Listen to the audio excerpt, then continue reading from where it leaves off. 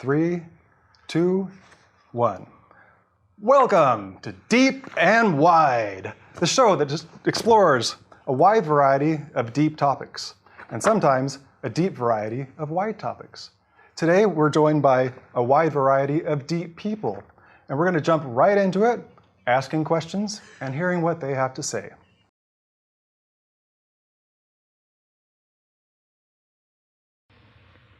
We're back with a slightly altered panel. We'll start with a light question.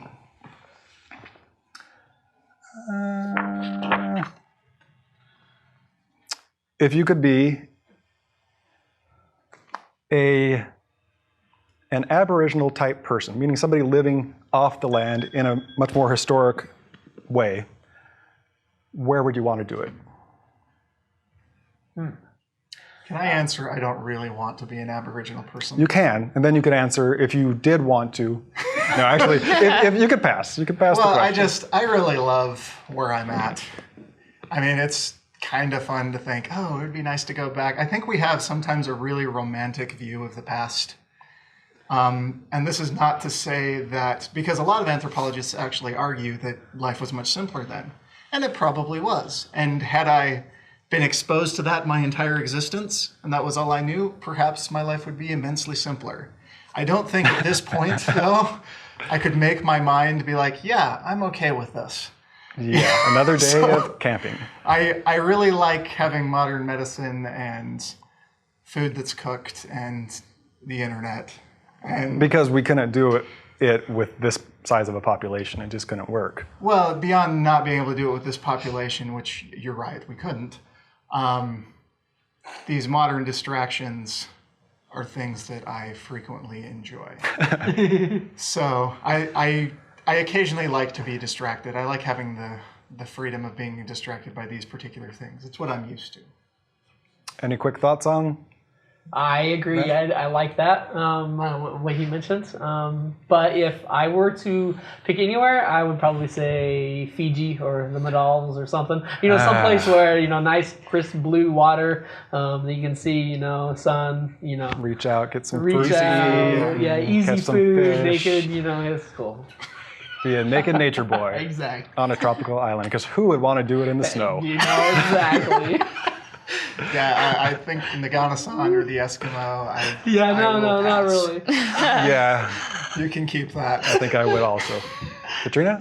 I'd probably just stay. I mean, that's sweet. A lot of people, you know, are be like, oh, I'll go back, you know, too many problems here, but every time period has their own problems and whatnot. Just and so what physical environment would you want to do it in? I would just say. You would, here. if you lived that way, you would do it here. Mm-hmm. Or are you born and raised in this area? I was actually born in California, but yeah, You were raised here, so you're used to it. Yeah. Nice. Okay, to the real question, and this is something that is... Was it a real question? No, it wasn't. This is something that, you know, I've thought of off and on, and it's always kind of been interesting to me. It's going to take a little bit to explain the question. We'll start off with UFOs. Let's just assume UFOs exist. They have existed, they visited. You know, seems like a lot of it back in the 40s, 50s. Well, they were unidentified by someone, clearly. Okay. So that's the basic premise of this. Right. It does exist. So it hit me. Are we also assuming that they're actually extraterrestrials? That's part of the question. Okay. This comes back, this hit me, I don't know, a decade or two ago. And it gets into more of the physics involved. And I understand we're not all physicists here, but once again, I want to know what you think. So what's going to be more likely? That UFOs are extraterrestrial beings coming from some other place, advanced in this moment in time, technology to get here, knowledge to know what they're doing, and it just happens to be in this vast universe with huge spaces in between planets. They're coming here, and we interact with them. Space travel, that's the one thing. Okay. The other potential is UFOs are potentially us in the future come back through time travel. Okay. We have pictures of these different beings, you know, potentially we've evolved, potentially environmental issues, genetic issues that have happened. Because a lot of times UFOs come back and they take out sperm and eggs from people and then they go away. Well, theoretically, yes. Well, this is all based on that. So other people from other planets that come, oh, that's horrible. They're taking us. They want to use us as slaves. These are thoughts that are out there. Yes. Us in the future come back because we're trying to fix what we've messed up. So both, which one would you think? And then also, which one is physically more possible? Space travel from vast distances or time travel? Well, a couple of things we need to get out of the way first. Whenever you talk about time travel, you're automatically assuming that time is linear, and that in of itself is a huge debate. I've heard physicists who are much smarter than me and have math and things like this to back it up, which I don't have in front of me because, of course, I was not prepared. I'm not a very good mathematician, so there's that. Who would actually argue that time is something we've invented. That all of these things that we think of time are actually an infinite number of nows that just keep happening in one instance. And because we're animals that, for whatever reason, have the ability to store information, we invent things like past. And because we're animals that are able to project what we want to do later, we invent things like future, when these really are not things in and of themselves. They're just instances that we're remembering. But in this case, somebody would go from one instant to a different instant. Furthermore, if we were thinking from more of an Eastern way of viewing this, time is more circular. So we are reoccurring in similar states or the same state, perhaps even, all of the time, in which case the concept of something from the future coming back to us, again, doesn't really work. So you have to even get to the point where we're thinking that future us's are coming back, we have to make some assumptions about the way that time works in order for that to even be a relevant question. On top of the assumption that UFOs exist. Yeah, on top of the assumption. You can make it as complex as you need to answer the question. So, if we lay that out, for me, time travel presents too many paradoxes. Now, let's just get this out of the way. Both of them are highly unlikely.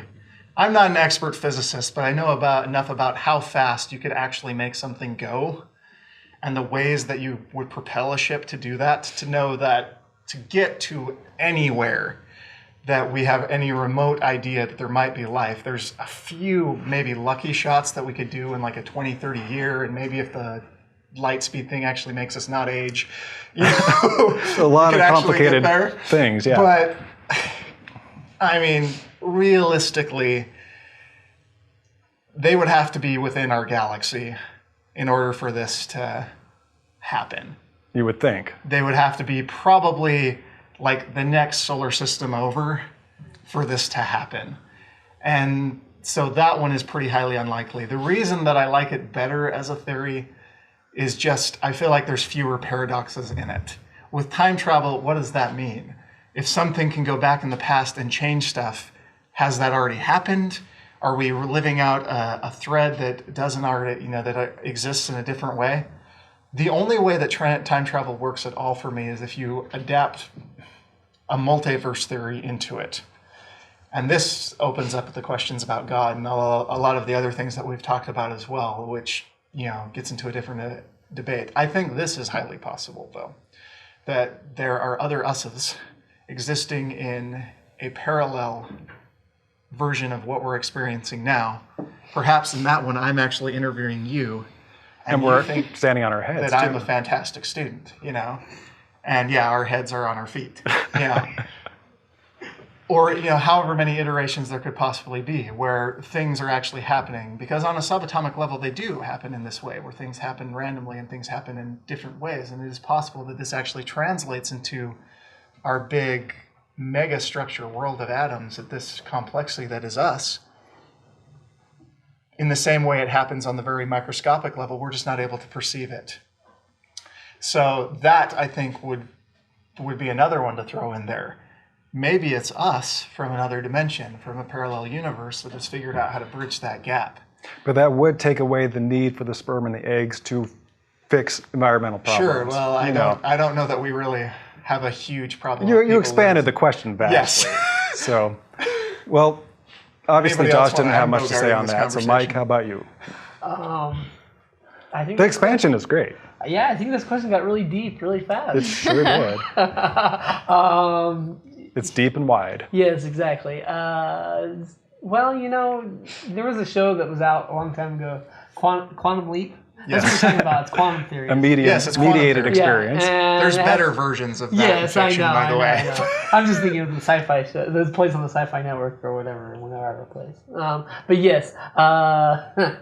Well, you know what? I don't think it's a coincidence that UFOs only come back to out in the middle of desert trailers, They've never come to New York City. I don't think that's a coincidence. I think a lot of people want to see UFOs, and so they Or put that's themselves where- in places, that's true. Well, I mean, why wouldn't they come to New York City, Because everybody there is genetically altered by pollution. I don't know. Yeah, that doesn't out in the country, everyone's more pure. Probably not. Maybe they fear for their lives. Unfortunately, those people usually, there's more likely they're dealing with some sort of radioactive fallout from tests in the 1950s or something. Or Potentially, chemical. yeah. I mean, there's the whole town in Central California that the movie Aaron Brockovich showed.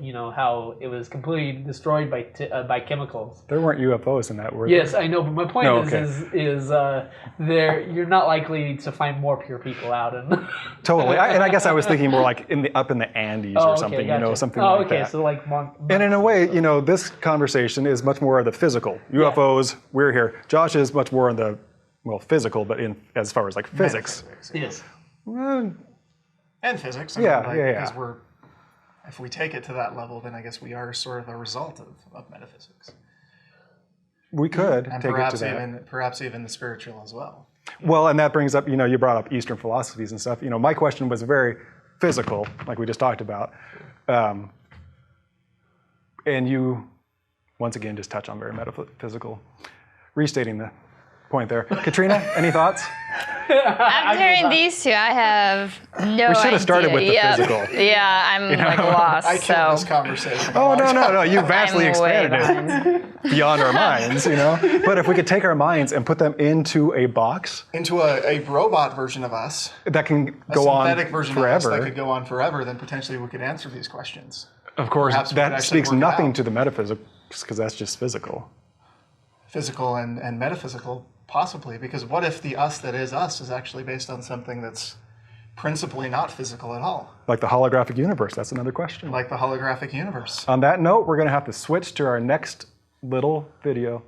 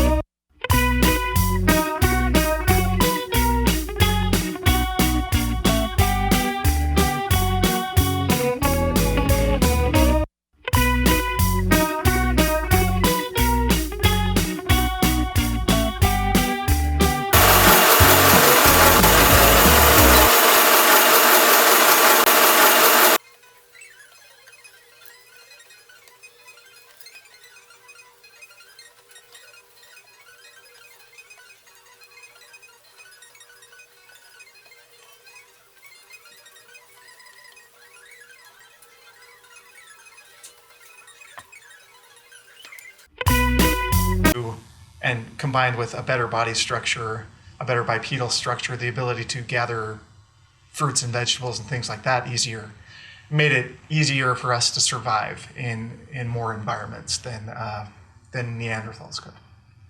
So, Cool. yes, it's a combination of that. And their brains were bigger, but as I recall, because of, again, we're talking about the Right. remnants Well, in and the surface frontal lobe area. development too was different. Yeah, the frontal lobe despite development. the yeah. See, you However, know too. that- This is great. There's a lot of information on that. However right that here. works, and I'm not a biologist either, or certainly not a brain scientist, but I do occasionally But watch I- Nova, And I do play one on TV. and because I watch PBS, I know all this. Totally. Because of that, because we have the ability to think these abstract thoughts, it gives us huge advantages. All of this culture, that goes back to your nature debate, Yeah. is, and I would argue, you really can't divorce the two. Because our ability I would hope to not. think abstract thoughts, to say, I want to build a building, as opposed to, and I want it to be artistic, and I want it to have all these elements of religion, or all of these elements of something divine that is completely foreign to any other species of animal. Like, this never even comes up. The ability to do something like that is part of our frontal lobe structure. It's part of our nature. And we are part of nature, so we're And just we a are different part of expression of nature. nature than Exactly. other things happen to have. Right. And that's- Our expression of nature I don't just believe happens that. to have a huge effect on the rest of it. You know, my son's really into Star Wars, and their main planet, the whole planet's covered with buildings. Yeah, it's a city, the whole thing. And you see, in these films of it, they don't show anything green, any greenery, which Catherine, you had talked about, Yeah. we need that and everything. And Yeah. I have such a hard time envisioning that sort of a future. Apparently some people can, because they write this stuff and, it's not a commentary, it's just, isn't this great? I mean, it is the commentary, this is great. But I would personally find a lot of issues with that, because I do think you need both. And, we are a part of nature, so we don't divorce ourselves from that, but we're not the only part of nature. Right. And we're dependent on the rest of nature. And that's probably where our big fallacy as a species comes in, is our inability to recognize that. Or we could recognize it on the grand scale, but not in our personal but not in our lives. personal lives.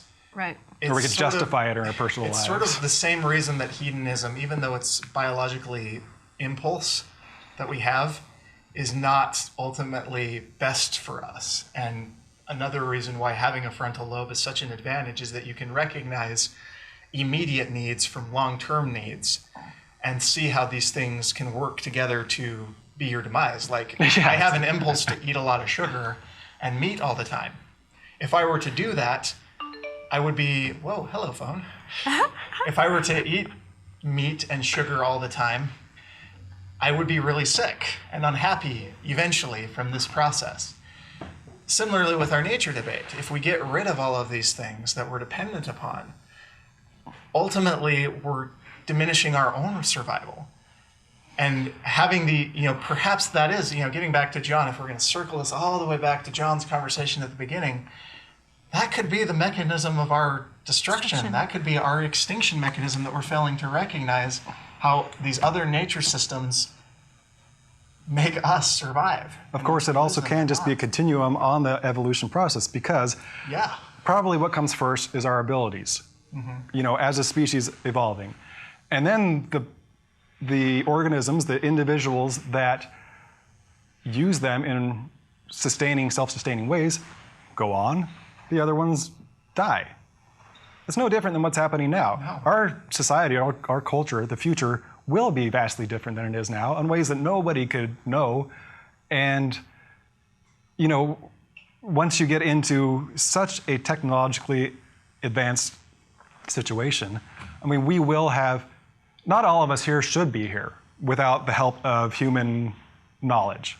I would have died as an infant without medical help and all that. So it's beyond just biological evolution as far as survival of the fittest, because we are a group now We're doing controlling this. that. And I would argue that's part of our fitness, though.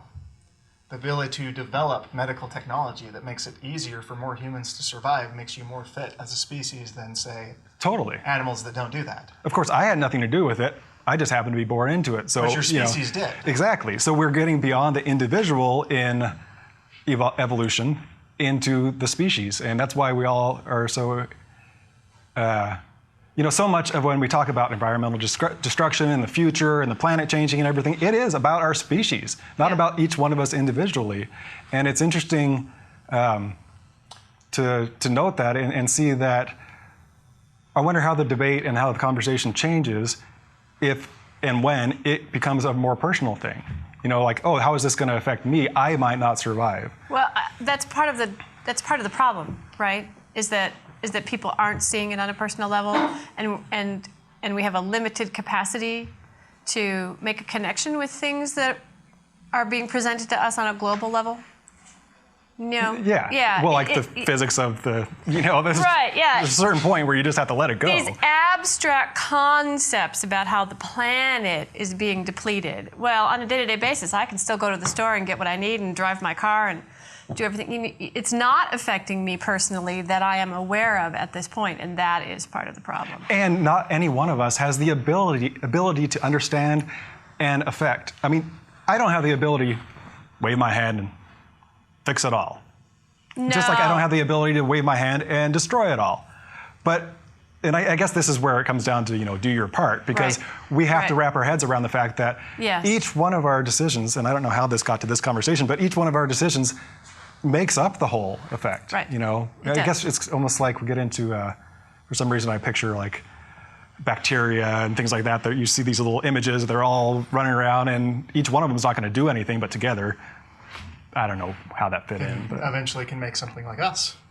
And then otherwise I'm having nightmares of Soylent Green. Yes. I have a vague memory of that. That's where they eat the dead or something? Because all of the resources are gone, and so they're just recycling the, Which would bring about certain other biological problems in our species. Right, yes. What scares me... We're going to have to wrap it up after this scary thought. The scary thought. There's a chance that there's just something in the way we're wired biologically that prevents us from making the changes we need to survive. And it is completely... It's not going to work out too good then. Yeah, no, it is completely possible that that's true. And if that's the case, maybe that's just our extinction mechanism. Maybe Probably, it's the time though, of the cockroaches. There's a certain percentage of people that don't have that. And that might end up surviving, the next version, Homo sapiens sapiens sapien, or whatever we call it at that point. Or Jack and Sue. I mean, Jack nobody will be calling them anything because it'll be different. And something about the way they're wired makes them better, and so if that or just that different. Trait or different, right. more better suited to adapt. to the society, more suited to the environment that is created. Yeah. It's a wild crapshoot, this whole existence. It is. And so we'll have a whole bunch of Jack and Sues that eventually become a better version of us. So that could happen too. Gonna wrap this one up, but Stella, do you have anything to add? You are wearing green, that's why I wanted you here, because we're talking about nature. It could just be a poem. Preferably a nature poem. Or sing us a song. Or anything. Top of my head. And as always, you can pass. I like your jacket thing. Oh, nice. I thought it was a nice combination of tropical and camo, because they're both forest related. Yeah. You want to get a close up on that? That'll work. Unlock your camera. No, don't worry about it. You can see. It's over. The moment has passed. Okay, speaking of over, this moment has passed. We are going to go to the next video clip and come back with some more fine folks.